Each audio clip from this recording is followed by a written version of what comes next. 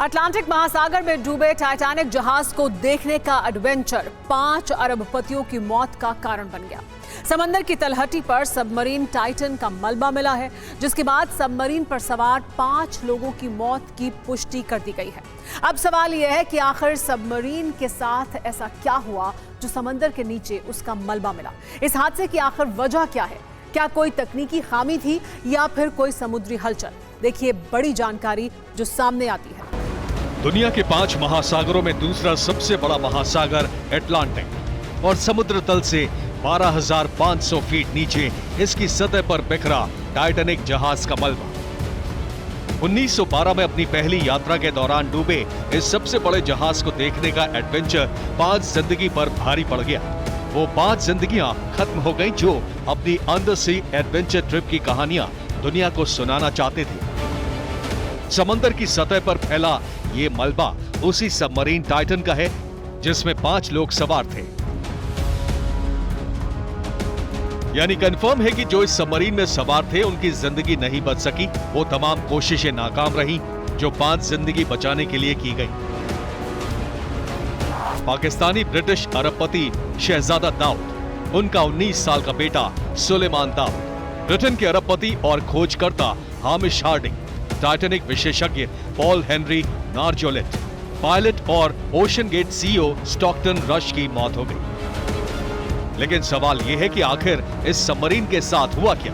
ऐसा क्या हुआ जिसने डूबे हुए टाइटैनिक जहाज के दर्शन वाली एडवेंचर ट्रिप को दहशत में बदल दिया? इन सवालों का जवाब साफ नहीं है, लेकिन अतीत के अनुभव बता रहे हैं कि टाइटन पनडुब्बी की ट्रिप कभी भी खतरे से खाली नहीं थी। दावा है कि टाइटन सबमरीन में बैटरी की समस्या आम थी। समुद्र की गहराई में अनुमान से कम समय में ही बैटरी खत्म होती रही है। कई यात्रियों को बैटरी खत्म होने की सूरत में तय वक्त से पहले ही बाहर निकाला गया था। इस यात्रा में संपर्क टूटने की घटना का जिक्र हुआ है जो बैटरी से संबंधित है।